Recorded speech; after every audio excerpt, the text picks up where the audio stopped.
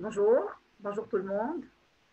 Ravi de reprendre ce cycle de formation avec la contribution de la communauté de Khaïrta. Alors, c'est un cycle de formation qui va porter sur l'entrepreneuriat, que j'ai la charmante mission d'animer.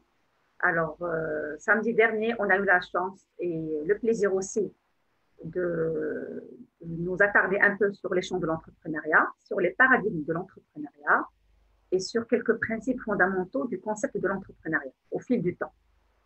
Et on a aussi parlé de la distinction entre l'esprit d'entreprendre, l'esprit d'entreprise. On a aussi parlé de beaucoup d'éléments qui font que ce mouvement aujourd'hui fait que l'entrepreneuriat est un facteur déterminant de la réussite des pays parce qu'il est créateur de richesse, il est créateur d'emplois et bien sûr créateur de croissance économique. Alors, le programme que je vous ai décliné la dernière fois, il était le suivant. Donc, j'avais promis que j'allais faire le champ de l'entrepreneuriat, suivi des caractéristiques de l'entrepreneur, qui est le sujet d'aujourd'hui, suivi de l'idée de projet, de l'approche design thinking, et enfin le modèle économique. Alors, aujourd'hui, on va voir les caractéristiques de l'entrepreneur. Pourquoi? Parce qu'on se dit que ce sont des super-héros. Qui sont ces gens-là qui aujourd'hui montent des projets, gèrent des entités, petites ou grandes? Comment ils sont constitués? Comment ils sont programmés? Comment faut-il faire pour être entrepreneur et bien sûr un entrepreneur à succès? Et donc, c'est le sujet un peu de mon atelier aujourd'hui. Et je suis partie un peu chercher de l'information qui est divulguée par des organisations avec lesquelles je suis partenaire.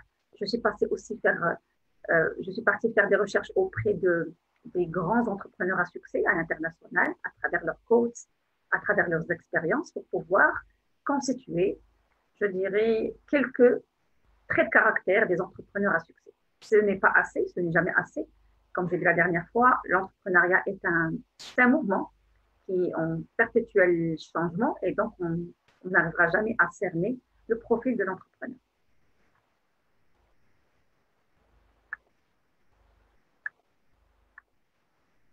Alors, qu'est-ce que l'entrepreneuriat? Juste pour rappel.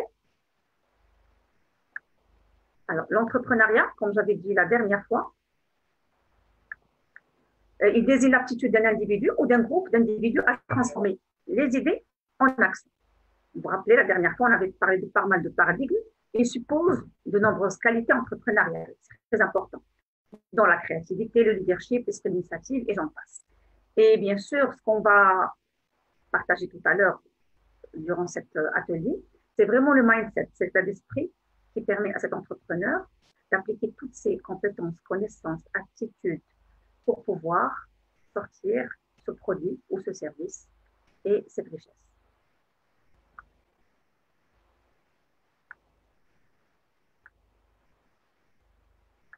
Alors, les objectifs du cours, comme j'ai dit, c'est comment réfléchir comme un entrepreneur. Et j'avais adressé tout à l'heure dans mon poste que pour toutes les personnes, femmes, hommes qui souhaitent créer une entreprise, se lancer, et serait le bienvenu pour pouvoir écouter ce qu'on va dire, pour pouvoir un peu checker à son niveau s'il n'a pas, s'il y a des compétences acquises, des compétences en cours d'acquisition ou d'autres qui n'existent pas pour pouvoir les travailler.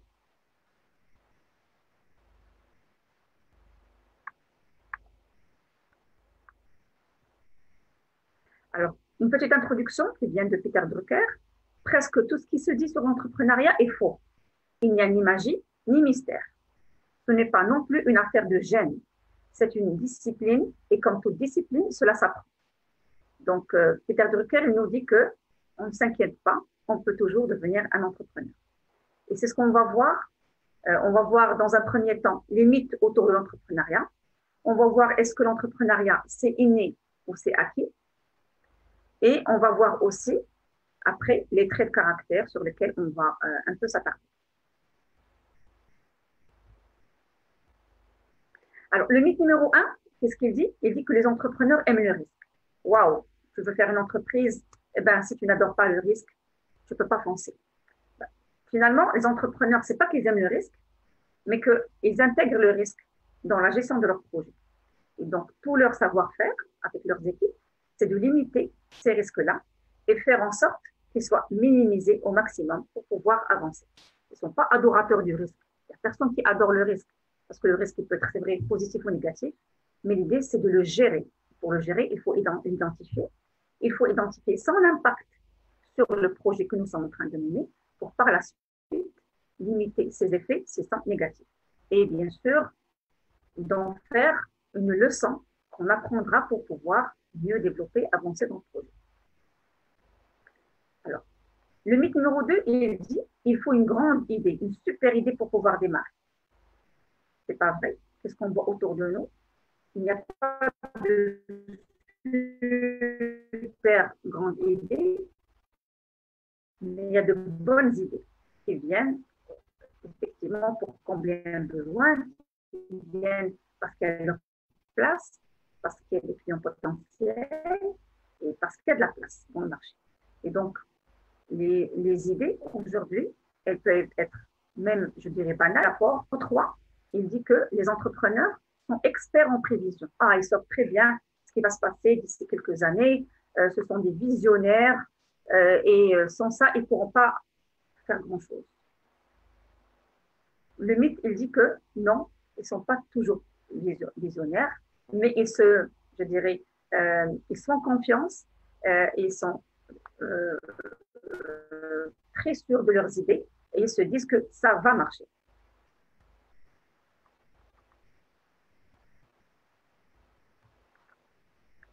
Alors, le mythe numéro 5, qu'est-ce qu'il dit?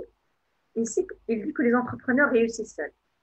Ce qu'on voit sur les médias, effectivement, ce sont des entrepreneurs, des success stories, mais il ne faut pas oublier que derrière ces success stories, il y a des équipes.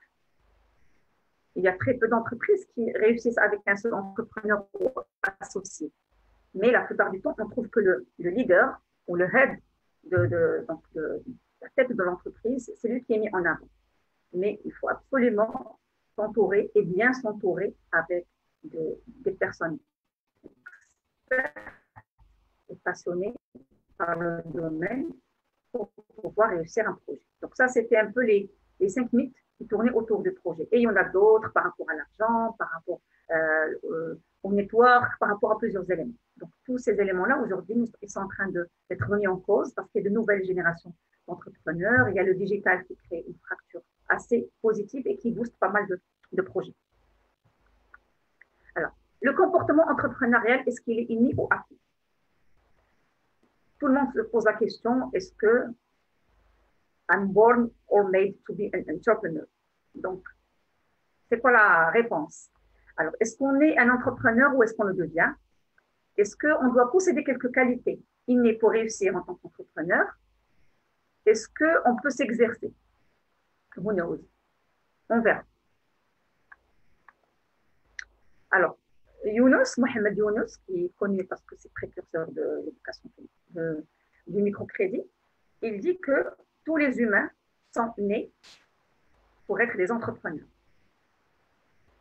Quelques-uns, ils ont la chance, ils ont travaillé sur leur capacité pour pouvoir se lancer. D'autres, ils n'ont jamais eu cette chance. Et finalement, ils ne savent pas est-ce qu'ils ont eu cette capacité ou pas. Donc ça, c'est ce que dit Mohamed Younous, bien sûr, qui est un grand entrepreneur. Donc la question se pose toujours, inné ou acquis? Inné, ça se réfère au bagage génétique de l'individu. Il y a eu des recherches de la neuroscience qui ont montré que les gènes peuvent influencer la probabilité de devenir un entrepreneur. Ils vont même jusqu'à dire qu'il y a quelques prédispositions innées de quelques personnes qui peuvent être des graines de futurs entrepreneurs. Je cite l'hyperactivité, l'intelligence, la dyslexie, l'extraversion, l'ouverture d'esprit, la stabilité émotionnelle, que ce sont des traits de caractère de personnes qui peuvent devenir des entrepreneurs. Et que ces gènes-là, ils sont inscrits dans l'ADN de l'individu et donc transmis biologiquement. On peut trouver des entrepreneurs qui sont des enfants d'entrepreneurs ou de différentes générations. Acquis, eh bien, nous avons des facteurs psychosociaux, environnementaux.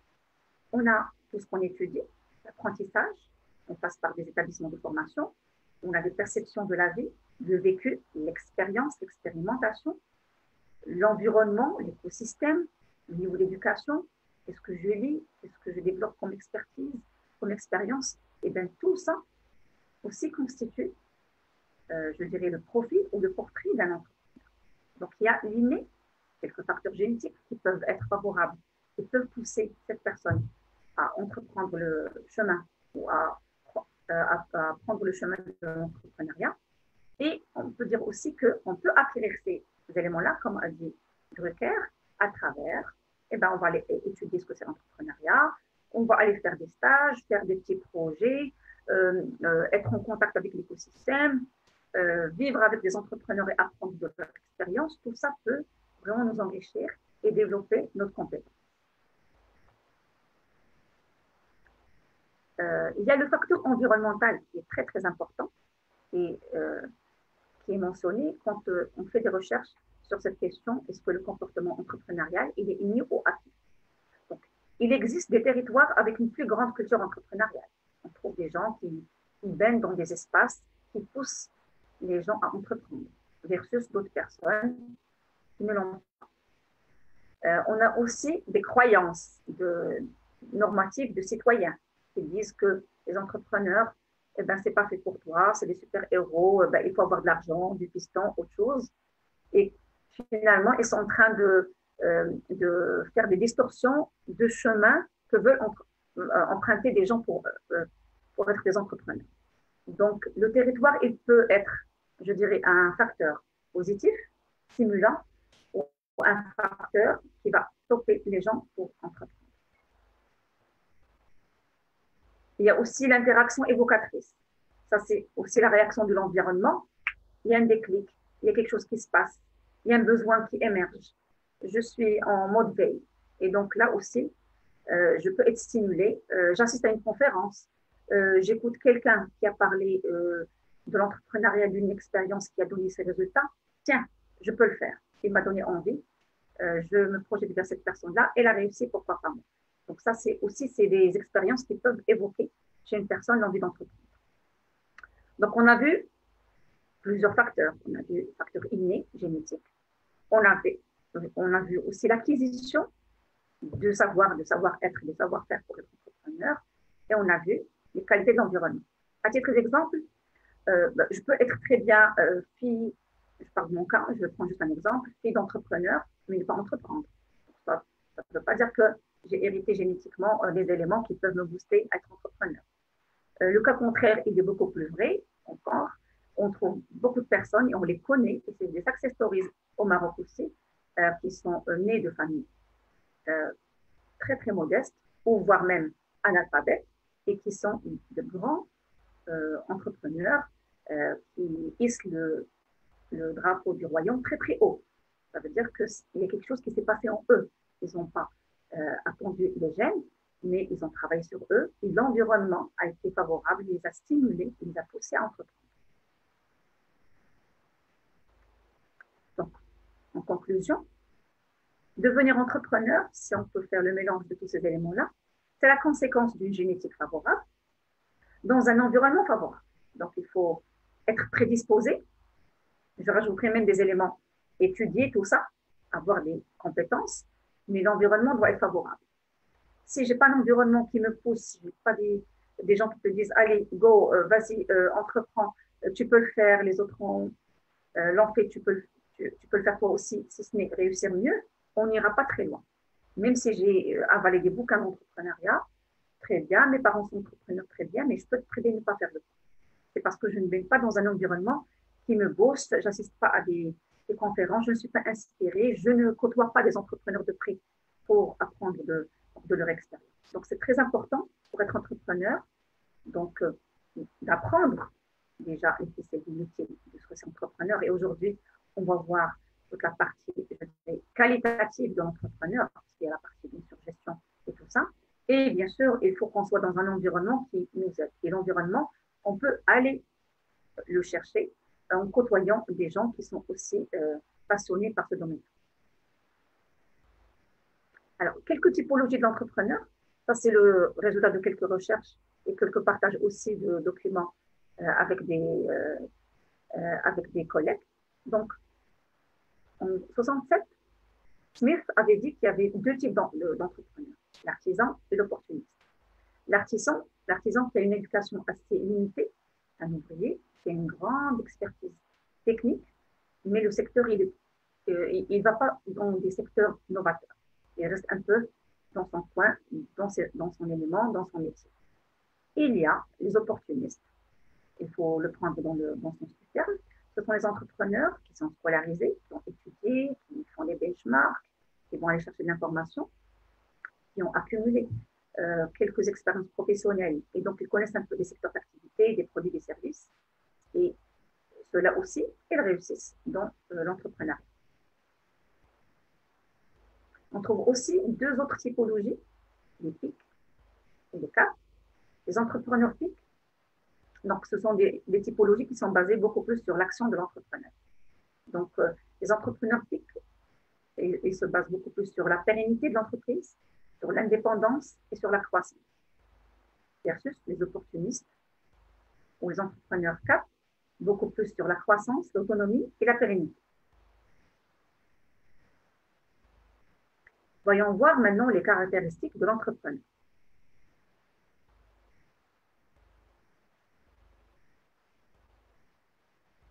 Si vous vous rappelez, lors de la première séance, on avait parlé du champ d'entrepreneuriat et on avait parlé des différentes écoles qui ont fait beaucoup de recherches pour donner une définition de l'entrepreneuriat.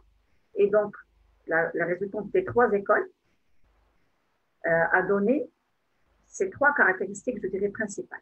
Donc, c'est une personne, l'entrepreneur est une personne qui apporte des capitaux, qui organise une entreprise et qui innove.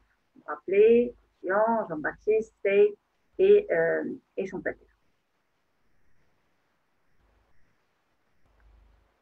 L'entrepreneur, c'est quelqu'un qui réalise des choses, make things happen. C'est quelqu'un qui sait détecter, exploiter de nouvelles opportunités d'affaires. Vous vous rappelez un peu les paradigmes. Il y avait des opportunités d'affaires, on avait parlé de création de valeur, on avait parlé de pas mal de choses. Donc, il exploite de nouvelles opportunités d'affaires et les transforme en valeur économique et sociale à travers des processus innovants pour combler des besoins d'individus et de communautés. Et c'est une personne qui est prête à mettre en jeu sa carrière et sa sécurité financière pour mettre en œuvre une idée et mettre son temps et son capital dans une entreprise qui, des fois, elle est risquée. Et on va voir cette notion de risque.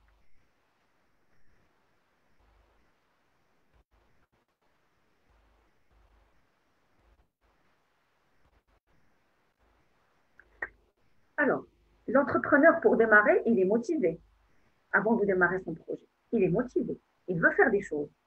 Il veut réaliser. Vous vous rappelez, la dernière fois, on avait vu les différents éléments de facteurs de motivation pour créer une entreprise. Personnelle, communautaire, différentes catégories de motivation. Alors, l'entrepreneur, il crée une entreprise, il développe un projet pour se réaliser. Et pour réaliser des choses, c'est pour réussir. Il veut, pas même qu'on dise de lui, une personne qui a réussi dans sa vie. Quelqu'un qui est challengeant, il aime bien relever des défis. Il a des ambitions, il veut aller de l'avant, il a une idée derrière la tête, il y croit, il veut avancer.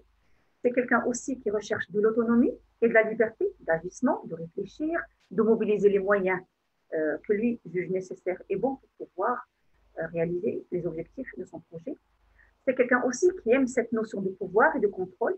Il se dit, c'est dans mon entreprise, dans mon projet que je pourrais avoir ce plaisir d'avoir ce plaisir de pouvoir et de contrôle sur mon projet.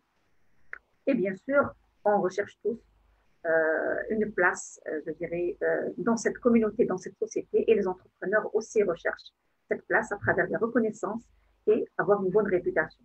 Les entrepreneurs, ils ont une bonne réputation en général, parce que c'est des gens qui mobilisent la ressource, c'est des gens qui prennent des risques, c'est des gens qui créent de la richesse, et par la suite impactent positivement, je dirais, le capital social et économique d'une communauté, voire d'une nation. Alors, j'ai pris des quotes de Elon Musk, et on va les voir aussi par la suite, qui dit que My motivation for all my companies has been to be involved in something that I thought would have a significant impact on the world. Donc, toutes les entreprises que Elon Musk avait créées, donc on parle de différentes entreprises, de PayPal, de Tesla, etc., il était motivé par faire des choses et développer des projets et des entreprises pour pouvoir impacter positivement le monde.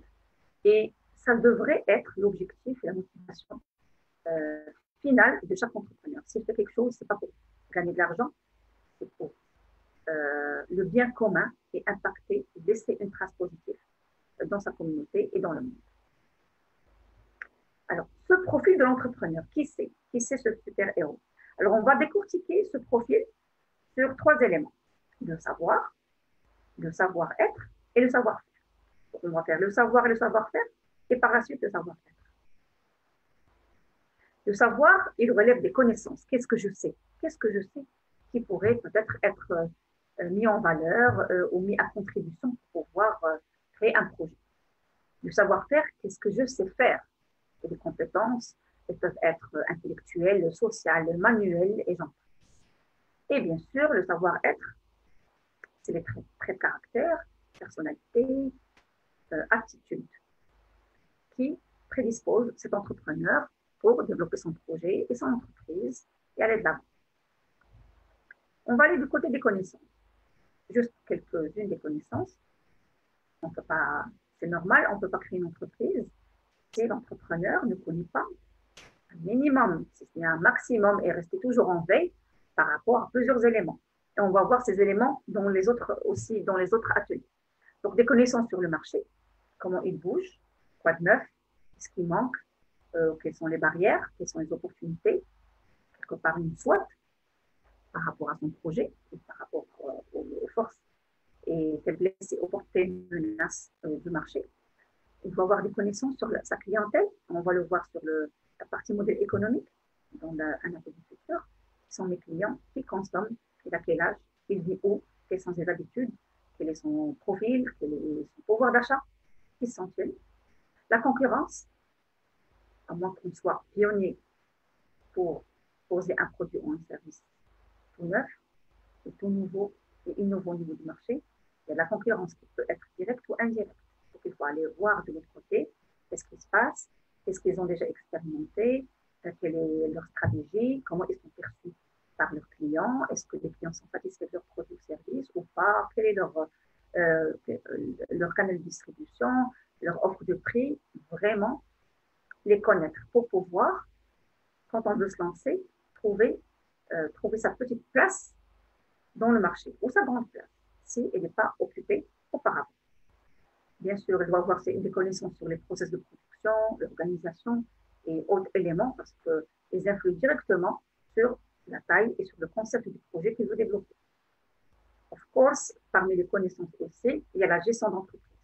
On ne peut pas démarrer un projet aujourd'hui sans avoir un minimum d'informations sur la gestion d'entreprise, déjà sur la partie bien sûr financière, le plan de trésorerie, besoin de roulement, mon CPC provisionnel, mon bilan, gestion de ressources humaines parce que je travaille avec une équipe, contrôle gestion pour gérer les écarts, et j'en passe. Tous les éléments du management, l'approvisionnement, comment contractualiser, bien sûr la communication, la gestion des parties prenantes, la gestion de risque, la qualité, tous ces domaines de connaissances qui relèvent un peu de la compétence de l'entrepreneur.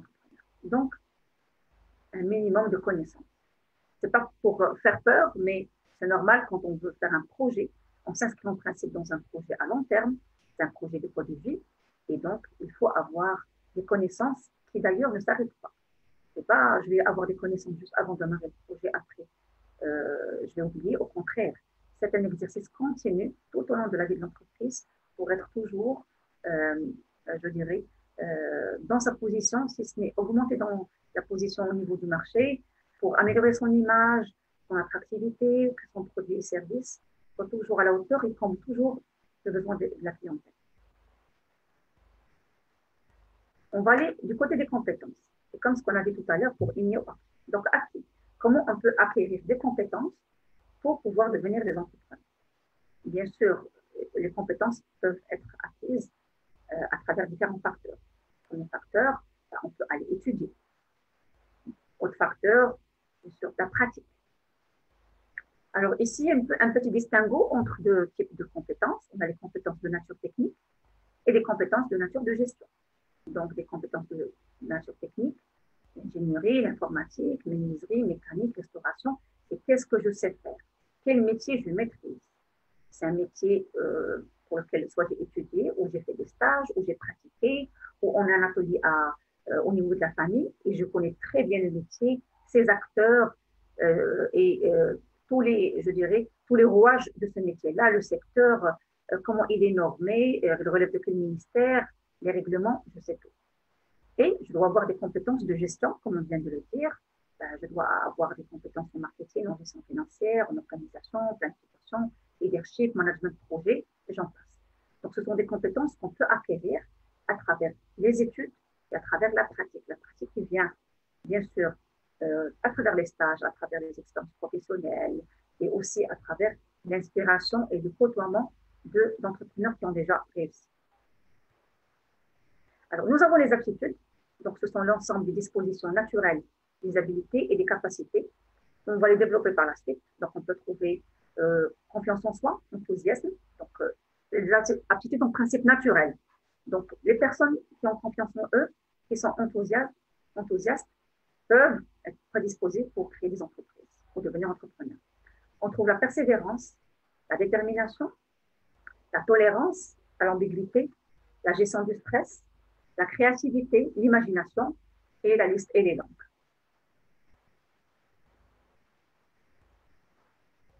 Alors, cette partie-là, elle est dédiée aux capacités et aptitudes personnelles de l'entrepreneur. On a vu tout à l'heure des aptitudes, on avait vu quelques éléments. On va voir le dernier élément qui va nous prendre sur une dizaine de qualités de l'entrepreneur qu'on va détailler une par une. Elles ne sont pas dans l'ordre, mais elles sont très importantes, les unes comme les autres. Alors, tout d'abord, on trouve la recherche d'opportunités. La recherche d'opportunités, on le sait et on l'a dit, c'est le b.a.-ba pour devenir un entrepreneur. On dit que l'entrepreneur est une personne qui recherche des opportunités. Oui, c'est quelqu'un qui a les yeux et les oreilles pour écouter des opportunités au niveau du marché. Alors, j'ai pris deux quotes de Richard Branson et de Jack Ma, qui sont très connus. Ce sont deux personnes qui ont brillé dans le monde de l'entreprise. Et donc, Richard Branson, il dit que les entrepreneurs à succès, ce ne sont pas des personnes qui attendent le moment parfait pour intervenir, ce sont des personnes qui créent l'opportunité. Et Jack Ma, sur ces éléments-là aussi, il a dit qu'il faut absolument développer ses compétences, ses capacités là où des gens ont échoué. D'ailleurs, il classe ceux qui échouent comme étant souvent des myopes à l'opportunité. Il demande vraiment aux entrepreneurs d'essuyer leurs lunettes et de regarder de très très près. Alors, l'entrepreneur, il voit des possibilités et prend l'initiative de transformer des possibilités en affaires rentables. Par exemple, des fois, on a trouvé que dans des terrains arides qui étaient abandonnés des années, il y a eu des entrepreneurs sociaux qui sont venus, qui sont implantés et qui ont développé des produits de terroir qui ne nécessitent pas beaucoup de pluviométrie. Et aujourd'hui, ils sont à succès. Du style, je suis en train de penser à une entrepreneur sociale que j'apprécie beaucoup, qui a développé le quinoa dans un espace au Maroc, là où c'était aride et personne ne pensait à cet espace-là. Des fois, l'entrepreneur, quand on parle de ce mot opportuniste, il peut être mal vu. Mais lui, c'est quelqu'un juste qui déniche les occasions pour pouvoir développer le business. Et puis, pour les opportunités, il ne faut pas faire le distinguo entre et les petites, et les moyennes, et les grandes. Toutes les opportunités sont bonnes parce qu'elles peuvent être petites et c'est l'entrepreneur avec ses capacités qui va le faire grandir. Je cite bien sûr Jack Ma parce que c'est une success story et on apprend beaucoup de lui. Lui, il a saisi l'opportunité en découvrant dans les années 90 l'Internet. Il ne savait rien du tout.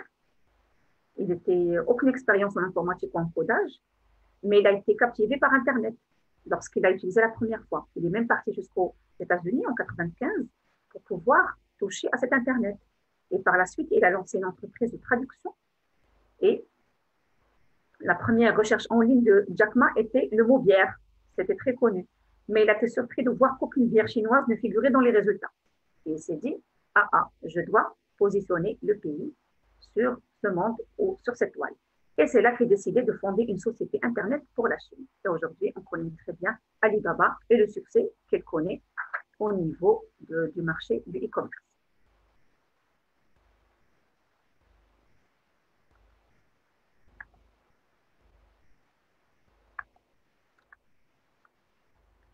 On va aller sur un deuxième élément qui est la persistance.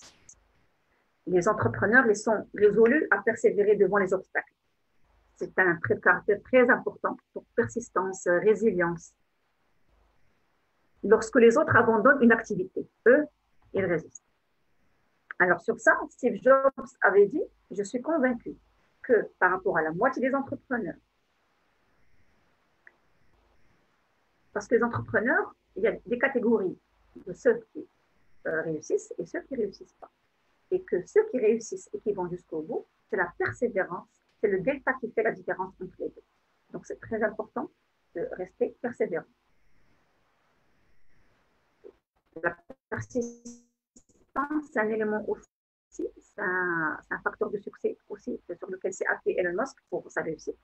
Et il répète qu'on ne devrait pas arrêter un projet à moins qu'on soit vraiment forcé à l'arrêter. Donc, ne pas l'arrêter, switcher, pivoter de modèle économique, le changer à chaque fois que c'est possible. Si mes clients changent, on peut changer le modèle économique. Si le produit n'est plus attractif, on innove, on choisir d'autres. Si l'environnement n'est plus attractif, trouver une autre solution. Donc, c'est très, très important. Et donc, bien sûr, qui parle persistance parle aussi de l'aversion ou l'appétence à l'échec. Et on sait très bien que tous ces grands entrepreneurs qui ont aujourd'hui font le succès. Et on n'arrête pas de lire sur eux chaque jour. C'est des gens qui n'ont pas abandonné et qui ont développé des compétences partant de l'échec. Ils n'ont pas peur de l'échec, au contraire. Ils ont utilisé l'échec comme étant un levier de réussite.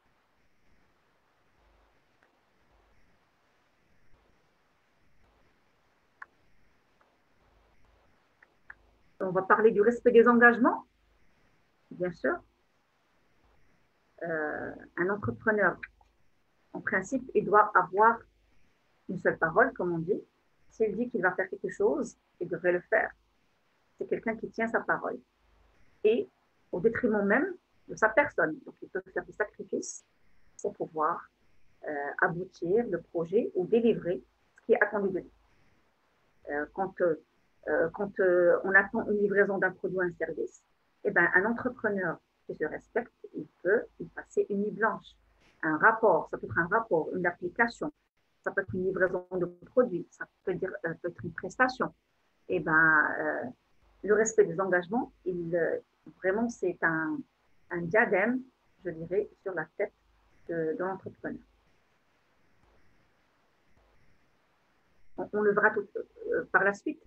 Le respect des engagements, c'est une qualité qui vient vraiment de l'intérieur et des tripes de l'entrepreneur. Parce que quand il est passionné, il aime ce qu'il fait, il voit qu'il avance sur son projet, automatiquement, ses engagements sont là, il ne va pas calculer ni le temps, ni l'effort qu'il va fournir.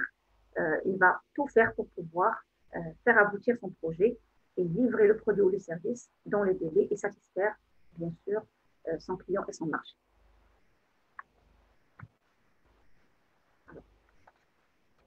On a aussi un autre trait de caractère. L'entrepreneur, il est en principe auto-exigeant. Il est auto-exigeant parce qu'il demande toujours que les choses se fassent dans les règles de l'art, avec de l'efficacité et de la qualité. Quand on parle de qualité, alors cette passion, elle se reflète dans la probité de la personne et sa fierté à l'égard de son travail. C'est des gens, on ne va pas dire qu'ils sont maniaques, mais c'est des gens qui sont vraiment très, très regardants sur la qualité des services et des produits qu'ils produisent, parce que c'est leur image. Elon Musk, d'ailleurs, il dit que pour pouvoir toujours améliorer le service qu'on preste ou le produit, il faudrait toujours penser comment l'améliorer. Donc, le processus d'amélioration continue ne s'arrête jamais. Pour ne pas tomber dans le paradigme de la poule aux œufs d'or. Il faut au contraire toujours rester à l'écoute du marché parce que le marché évolue, les consommateurs changent de comportement et donc il faut toujours se poser la question et poser la question à son marché, rester en veille pour toujours développer la qualité du produit et du service, qu'il soit à l'image de la réussite de l'entreprise. J'aime bien le code qui est au milieu, c'est quality is not an act, it's an habit. Donc, c'est pas quelque chose qu'on va juste faire parce qu'il faut le faire, mais c'est une habitude. Des gens qui sont soucieux de la qualité, c'est des gens chez eux, avec leurs amis, dans leur environnement, dans leur espace, et sont toujours soucieux de faire des choses dans les règles de l'art avec une grande qualité.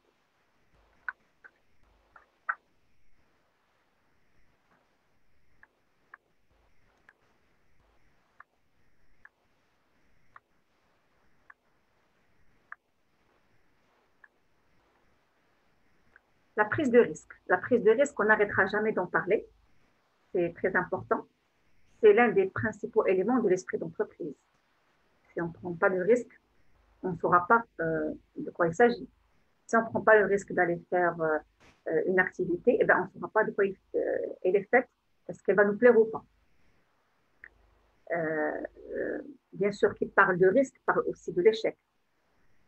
Je prends le risque de faire un projet sur peut-être un domaine vis-à-vis d'une clientèle. C'est un peu comme la gestion de projet. Le projet, c'est une aventure.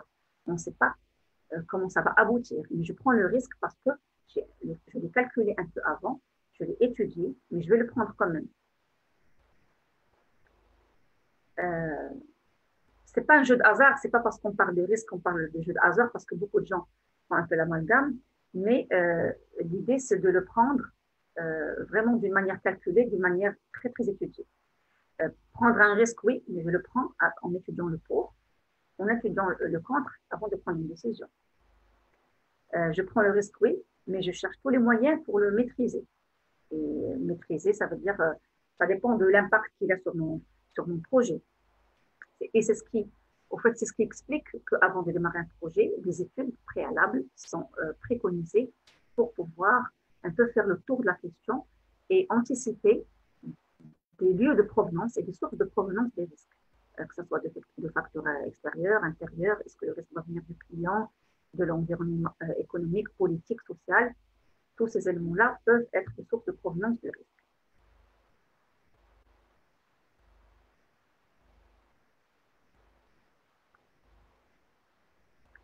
La focalisation sur les objectifs.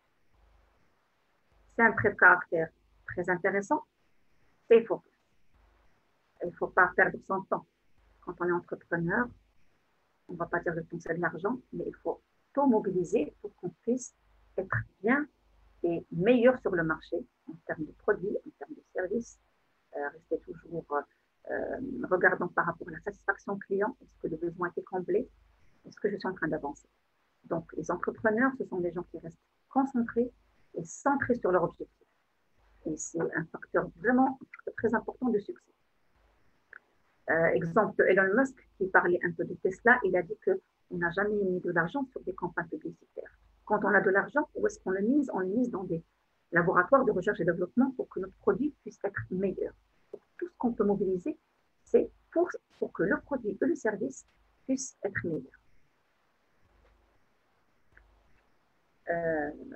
Il y a aussi Steve Jobs qui parle de stay focus, ça veut dire déjà qu'il faut avoir une idée sur son objectif et savoir qu'est-ce qu'on doit faire et qu'est-ce qu'on ne doit pas faire. Et si on perd beaucoup de temps, eh ben, on ne doit pas faire, on va le prendre sur on doit faire. Donc c'est très important de penser objectif. D'ailleurs, penser objectif, c'est stimulant, c'est bien, mais c'est aussi engageant et c'est fédérateur. Quand on a des objectifs clairs, on peut très bien influencer nos partenaires pour qu'ils puissent nous porter de l'aide, de l'assistance technique, financière et autres. C'est aussi un langage très, très clair et stimulant par rapport à mon équipe. Quand je trace les objectifs et je les fixe devant moi, mon équipe, elle sait ce qu'il faut faire. Elle ne va pas partir dans tous les sens, il n'y aura pas de perdition de temps ou d'effort, mais elle saura qu'est-ce qu'il faut faire. Maintenant, les risques, Elon Musk l'avait dit aussi, c'est on ne peut pas toujours les prendre. Et les risques, on a des petits, on a des moyens, on a des grands. Et il fait un peu le parallèle avec un père de famille. il dit que quand on est célibataire, on n'a pas beaucoup d'obligations familiales, on peut prendre des risques. Allez, parce qu'on n'a pas beaucoup de charges, on n'a pas beaucoup d'obligations, je dirais. Et quand on se marie, quand on a les enfants, là, si on veut prendre des risques, il faut que ce soit très bien calculé. Et on ne peut pas prendre de grands risques parce qu'on a un peu plus d'obligations. Donc, je dirais entre le cycle de vie de l'entreprise et du projet doit aussi être pris en compte par rapport à cette prise de risque. Et finalement, prendre le risque, oui, pour un entrepreneur, mais il faut absolument l'étudier auparavant pour savoir comment agir.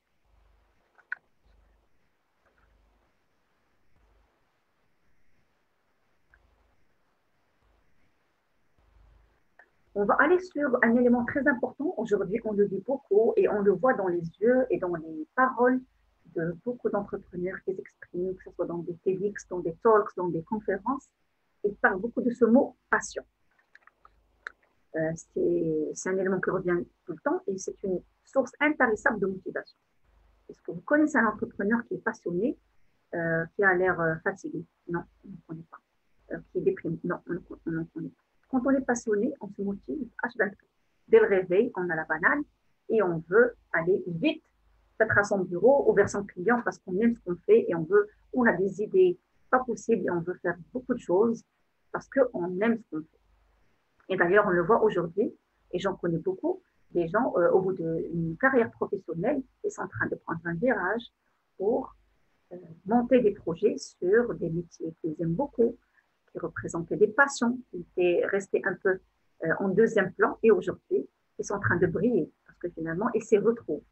Et qu'auparavant, ils étaient dans des positions peut-être professionnelles, ils se sont retrouvés dedans il y a longtemps, et puis le temps est passé, il fallait répondre à des besoins alimentaires, après d'autres besoins. Mais quand on parle du pic de la pyramide de Maslow, quand on parle de sens, quand on parle je dirais, euh, comment se retrouver, eh ben, on va aller travailler sur des sujets qui nous passionnent. Alors, sur la passion, Elon Musk, il met aussi un petit bémol. Il dit que si tu veux travailler sur quelque chose de passionnant, c'est très bien, ça te fait plaisir.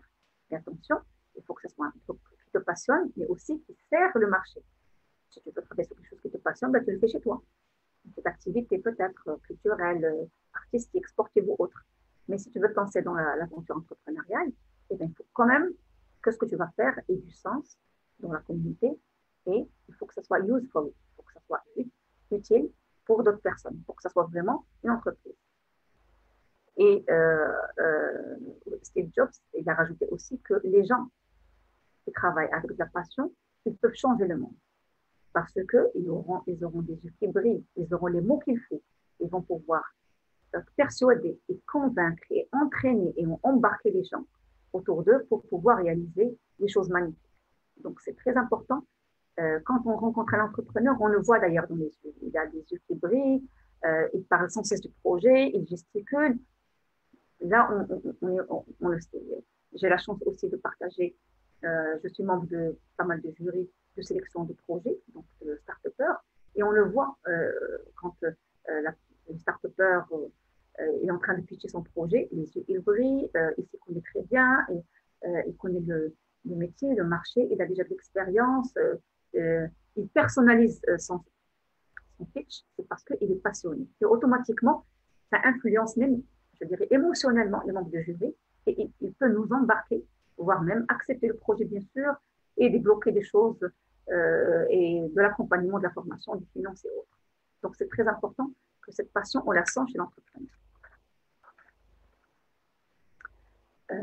On va aussi à un niveau un peu plus dans la gestion, qui est la planification. Et on le sait, les gens qui ne planifient pas, malheureusement, ils tombent dans des soucis. Les activités peuvent s'arrêter parce qu'on n'a pas vu un peu en mode de planification. On n'a pas réalisé le scénario de ce qui va venir. Alors, Pablo Picasso, qu'est-ce qu'il dit donc, il dit que nos objectifs, c'est très bien de les fixer. On peut les atteindre si on met des plans, si on les planifie. C'est la seule route pour qu'il y ait du succès en bout de ligne. C'est très important de planifier ce qu'on veut parce que si on s'y met directement, si on se met à pédaler, on ne sait pas dans quelle route. Et si la route elle va tourner à droite ou à gauche, s'il y a des arts et des obstacles, tout ça, il vient quand on prend le temps, quand on a du recul et qu'on fait de la planification. C'est comme de la gestion de projet, donc on a des lancements de projet, on a la partie planification avant de passer à l'exécution. Malheureusement, les projets qui se mettent à s'exécuter automatiquement, ils n'ont pas ce recul-là et donc ils doivent toujours réagir dans l'urgence quand il y a les obstacles. Et c'est pas bon. Du suivi systématique, c'est normal. Donc, dans le cycle, il y a la partie contrôle et maîtrise, évaluation, tout le temps pour savoir est-ce que notre process, est-ce que notre organisation, est-ce que notre produit, notre service, il avance toujours selon le plan qu'on lui a tracé au départ. Donc, c'est très important de mettre des plans et aussi de les suivre pour voir est-ce qu'on avance toujours dans le chemin qu'on s'est tracé auparavant. Le développement des réseaux de contacts. Ça, c'est un élément très, très important pour lequel on conseille et les entrepreneurs, mais aussi toutes les personnes qui souhaitent développer même des projets professionnels, de différentes, je dirais, catégories. Alors, le networking, on n'arrêtera jamais de le dire. Un entrepreneur, et on va le voir donc, dans le canevas du business model, il y a la partie partenariat. Donc, ce sont les alliances qu'on se crée pour pouvoir développer le projet. On ne peut pas développer un projet tout seul. C'est impossible. Donc, c'est des partenaires. Bon, les partenaires déjà basiques, on peut avoir déjà le client, il faut le traiter comme un partenaire. Nos fournisseurs sont des partenaires, la banque et j'en passe. Ici, les réseaux de contacts sont très importants parce que quand on veut développer un projet, il faut qu'on sache sur qui on peut compter. Exemple tout simple, les start-upers qui veulent démarrer, eh ben, je n'ai pas comment démarrer, je ne vais pas investir dans la location d'espace et tout ça. Eh ben, j'ai un contact, oui, je sais qu'il y a des business centers, il y a des incubateurs, il y a des espaces de coworking, tout ça c'est très important. Donc, qu'est-ce qu'il dit Simon Sinek, qui est connu pour le livre Start with Why. The value of networking is not measured by the number of people we meet, but by the number of people we introduce to others. Et donc, dans cette question de réseau de contacts, et peut-être je fais aussi le parallèle avec les contacts que nous avons sur les réseaux sociaux, ce n'est pas le nombre de personnes qui comptent, mais c'est les personnes qui sont utiles, qui vont nous introduire auprès des bonnes personnes. Donc, l'entrepreneur, c'est aussi quelqu'un qui prend la peine de trier, de sélectionner, de faire le filtre et le nettoyage de sa base de données pour voir qui sont les bonnes personnes qui peuvent l'introduire auprès des institutions qu'il souhaite approcher, des potentiels clients, des études et autres éléments. Donc, ça, c'est très important pour pouvoir aller développer son projet. Des fois, tout seul, on ne peut rien. On ne connaît pas tout le monde, on ne connaît pas tout ce qui se passe, mais si on a dans notre base de données, dans notre carnet de contact, peut-être 10 à 20 personnes ressources qui vont pouvoir nous aider, et ben, il faudrait vraiment les fidéliser, rester auprès de ces personnes-là parce qu'elles peuvent nous ouvrir des portes. Donc, on a aussi un code qui dit que networking is simply the cultivation of mutual benefit.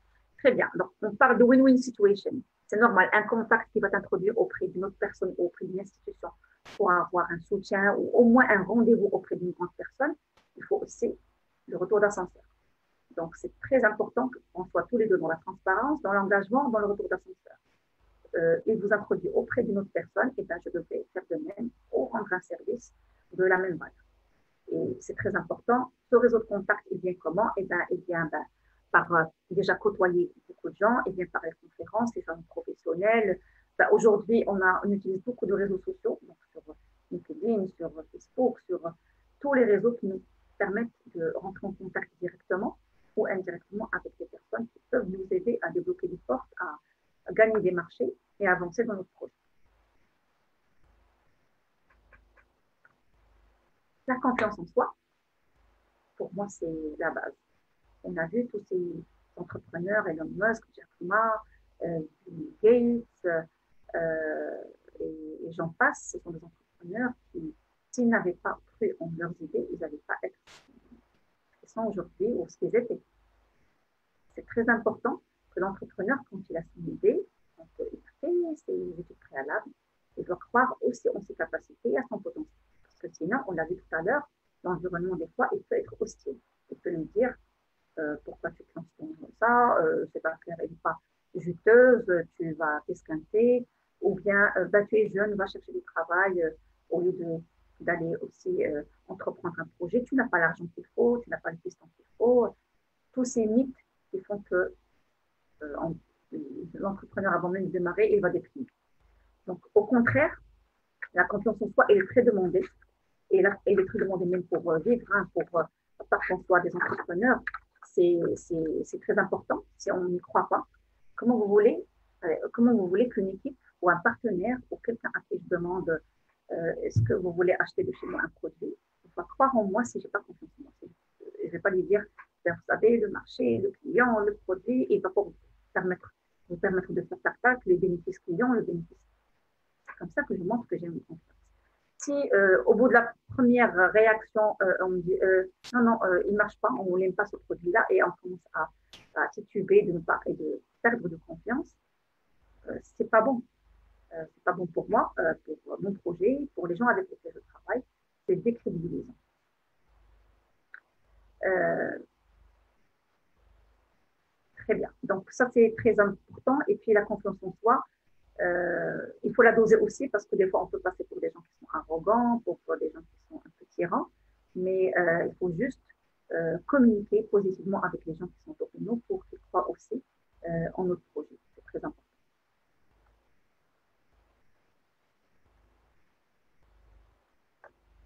La recherche d'information, eh ben, la recherche d'information est primordiale. On l'avait vu durant la dernière séance, il faut avoir de l'information sur le marché, sur la concurrence. Il faut s'assurer de quelques postulats. Les entrepreneurs n'aiment pas l'incertitude et l'exposition. Un entrepreneur, il passe son temps à chercher à rassembler des renseignements sur les clients, les fournisseurs, la technologie qui est utilisée, les nouvelles possibilités. C'est très important.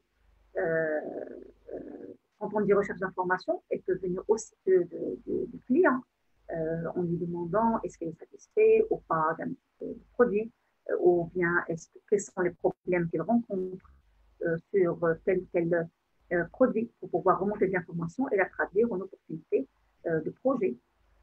Donc, c'est très important d'avoir cette information de qualité fiable pour pouvoir prendre des décisions avisées. Et pour cette recherche d'information, on peut la faire nous-mêmes, comme on peut très bien s'entourer d'une bonne équipe qui recherche l'information, qui assure une veille pour avoir le maximum de données autour de mon projet et pouvoir lui garantir les meilleures chances d'avancer. On l'a vu tout à l'heure, on a vu que stay focus, il fallait mettre des objectifs, il faut aussi les fixer parce que c'est le B à bas du projet. Donc, c'est le facteur le plus important, étant donné que tous les autres facteurs, ils viennent après lui. Donc, les entrepreneurs, ils savent ce qu'ils veulent, bien sûr. Ils savent où ils vont aller dans leur projet. Ils pensent constamment à venir. Donc, ils sont orientés objectifs.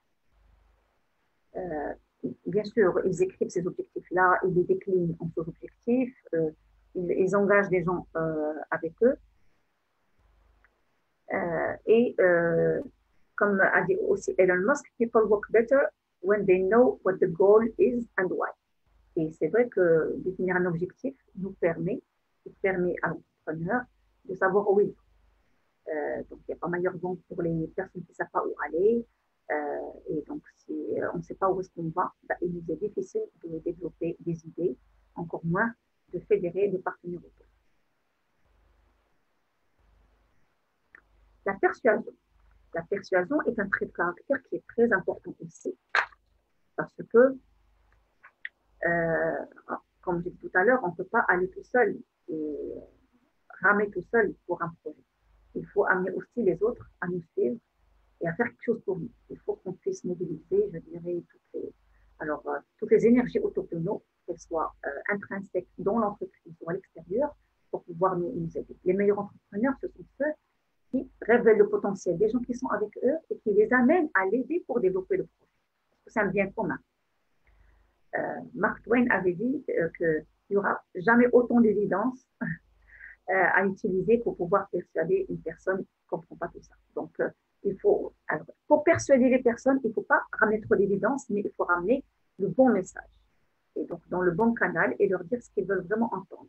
Et que ce soit des éléments qu'ils attendent. Comme par exemple, un partenaire avec lequel je veux signer un contrat, et ben, je ne vais pas lui dire que mon projet est magnifique, je lui vois un taux de croissance de XY, il va s'exporter à l'international, très bien, ça c'est ton projet. Mais si je lui dis que si on se met à deux, on est des partenaires, on va pouvoir doubler le chiffre d'affaires, que la renommée de l'entreprise partenaire va aussi être boostée, qu'à deux, on pourra aller attaquer un autre marché, il doit y avoir, ou le partenaire doit voir de l'intérêt pour lui aussi. Et donc, ce sont ces éléments de persuasion qui sont très, très importants. Et euh, pour donc la meilleure stratégie de persuasion consiste à mettre en relief les intérêts communs de l'entrepreneur d'une part et de ceux qu'il essaie de convaincre d'autre part. Donc, que ce soit une personne qui va nous donner de l'argent, ben, les banquiers par exemple, quand on va aller se faire financer un projet, ils doivent aussi voir qu'il y a de l'intérêt, que ce projet il est voué à se développer, à prendre de l'ampleur et que s'il va donner un crédit, eh ben, il va rembourser.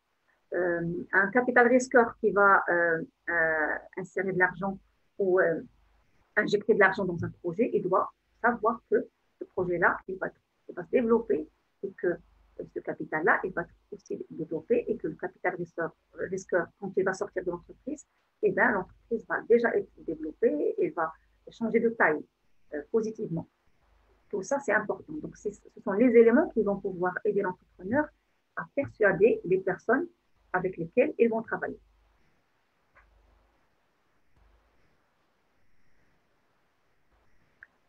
En conclusion de cet atelier, parce qu'on a fait le tour de une douzaine de, donc je dirais, de traits de caractère, très, très importants. Alors, j'ai voulu conclure cet atelier par deux quotes de la part de Elon Musk, encore une fois. Il parle de l'entreprise. Et ben, il dit que tout simplement, si vous voulez créer une entreprise, c'est comme cuire, oui, cuire ou préparer une pâtisserie. Si on n'a pas tous les ingrédients dans les bonnes proportions, on ne pourra pas l'avoir. Et c'est très important d'avoir les proportions. Et les proportions, c'est ce qu'on a vu tout à l'heure. La bonne proportion de, je dirais, des connaissances sur le marché, sur le produit, le service et la clientèle, la proportion des compétences techniques et managériales de l'entrepreneur et une bonne dose en termes de qualité et d'aptitude pour pouvoir lancer son projet. Et je conclurai mon intervention en disant, parce que c'est avec ça qu'on a démarré au départ, est-ce que les entrepreneurs, ce sont des super-héros? Super-héros, est-ce que ce sont des gens qui sont extraordinaires?